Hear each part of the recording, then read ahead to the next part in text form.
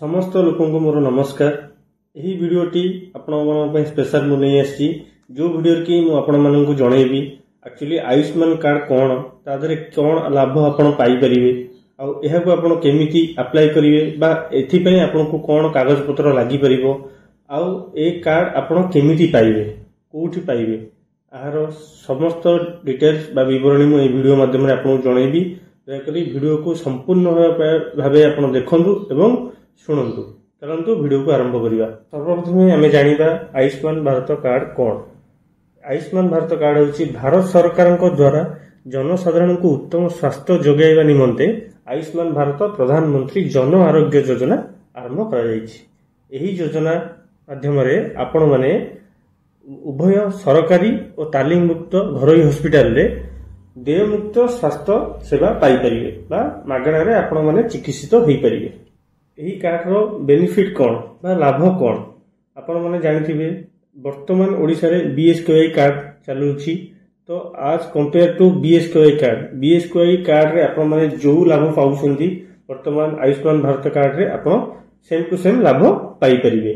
कि आपन परिवार पई सर्वमोट वार्षिक 5 लाख टंका एवं महिला को पई आउ अतिरिक्त 5 लाख टंकार चिकित्सा आपण पाई परिवे वर्षक भितरे। ठीक अछि। एही कार्ड पई को माने योग्यता एही कार्ड वर्तमान समय रे जो माननको पाखरे राशन कार्ड अछि वर्तमान सेही लोक माने ही आयुष्मान भारत कार्ड पाई परिवे। जो माननको पाखरे राशन कार्ड अछि सेही माने ही वर्तमान आयुष्मान भारत कार्ड पाई परिवे। आपण मानको आउ गोटे कथा कहि रखुची बीएसकेवाई कार्ड वर्तमान मार्च 31 सुधा बंद होई जिवो। देन आपण मानकर नूतन कार्ड आपण मानको मिलिबो आयुष्मान भारत कार्ड। सेथिरे आपण माने जो लाभ पाउथिले आयुष्मान भारत कार्ड रे मध्ये आपण सेही लाभ पाई परिवे। तापरे आमे माने जानिबा आयुष्मान कार्ड अप्लाई करिवा पई कोनोसी प्रकार कागज पत्र बा डॉक्यूमेंट लागिबो कि। प्रथमे आपण माने मु कहिया चाहूची कि एही योजनाटी जनसेवा केंद्र द्वारा ही परिचालित करा जायछि। तो आपण निकटस्थ जनसेवा केंद्र को जाहिकी एहार डिटेल्स मध्य बुझी परिवे। आ एथिपई आपनको कोनोसी प्रकार डॉक्यूमेंट बा कागज पत्र लागिबो नाही।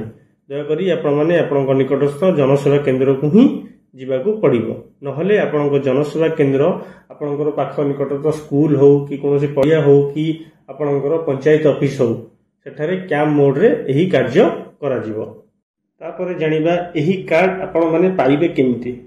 मु आपण मानक जणाइ दवा चाहूची कि जो मानकर राशन कार्ड अछि ऑलरेडी गवर्नमेंट ऑफ इंडिया तरफरु भारत सरकार तरफरु सेही मानक नारे कार्ड प्रिंटिंग सरीछि। जो मानकर राशन कार्ड अछि से मानकर नारे कार्ड प्रिंटिंग सरी जाइछि।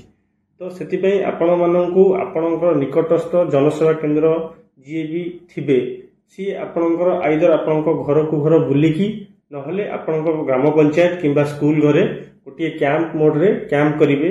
सेथिरे आपणको आपणकर जो आशा अंगनवाड़ी जे भी अछंती कर्मी तांकर गवर्नमेंट रो तांको तरफरु आपण मानकू डका जिवो। आ फैमिली रु परिवार रु जणे व्यक्ति आसीबे कैंप को।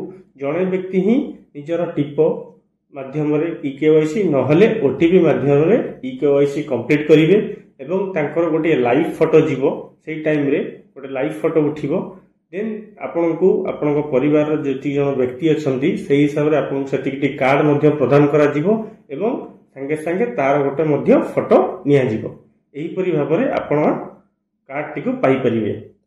बीएसकेवाई कार्ड रे आपण माने गोटी कि दुईटी कार्ड पाइथिले बट एथिरे कोन अछि आयुष्मान कार्ड रे आपनको मानि नियंतु आपनको राशन कार्ड परिवार रे राशन कार्ड रे 5 जण व्यक्ति अछंती पुरुष महिला मिसै कि 5 जण अछंती। तो 5 जण को 5टी कार्ड प्रदान करा जिवो। और यही कार्ड ग्रहण करिया पई परिवार जणे व्यक्ति आसिकी ईकेवाईसी करी कंप्लीट कले से पाई परिवे। समस्त को आसीबा को पड़िबो नाही।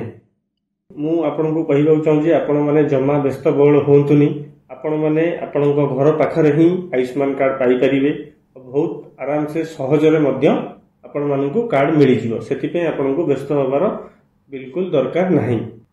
आपण माने स्क्रीन रे देखि परथिबे आपनको एपरी आयुष्मान कार्ड आपण मानकू मिलला परे आपण मानकर ए होची आयुष्मान कार्ड रो एनवलप बा खोलो आ भितरे आपण आयुष्मान भारत कार्ड एवं किछि गाइडलाइन जहा द्वारा कि आपण मन जानि परिबे ई कार्ड को कार्य रे लागू होची।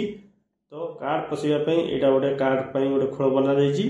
तो এইଭଳି କାର୍ଡ ଆପଣମାନଙ୍କୁ ପ୍ରଦାନ କରାଯିବ। ମୁଁ ଆଶା କରୁଛି କି ମୁଁ ଆପଣମାନଙ୍କୁ ବହୁତ କମ୍ ସମୟ ମଧ୍ୟରେ ଆୟୁଷ୍ମାନ କାର୍ଡ ବିଷୟରେ ଆପଣମାନଙ୍କୁ ଟୋଟାଲ ଡିଟେଲ୍ସରେ ବୁଝେଇ ଦେଇଛି। ତ ସେଥିପାଇଁ ଯଦି ଆପଣଙ୍କୁ এই ଭିଡ଼ିଓଟି ଭଲ ଲାଗିଥିବ ତ ଭିଡ଼ିଓକୁ ଏକ ଲାଇକ୍ କରନ୍ତୁ ଓ ଚ୍ୟାନେଲକୁ ସବସ୍କ୍ରାଇବ୍ କରନ୍ତୁ ଆଉ ଭିଡ଼ିଓଟିକୁ ଯେତେ ପାରୁଛନ୍ତି ସେତେ ମାତ୍ରାରେ ସେୟାର କରନ୍ତୁ। ସମସ୍ତ ଲୋକଙ୍କ ପାଖକୁ এই ଭିଡ଼ିଓଟି ପହଞ୍ଚିବା ଦରକାର। ଆପଣମାନଙ୍କ ସହିତ ଦେଖା ହେବ ଆଉ ଏକ ନୂତନ ଭିଡ଼ିଓରେ। ସେଥିପାଇଁ ଧନ୍ୟବାଦ। ଜୟ ଜଗନ୍ନାଥ।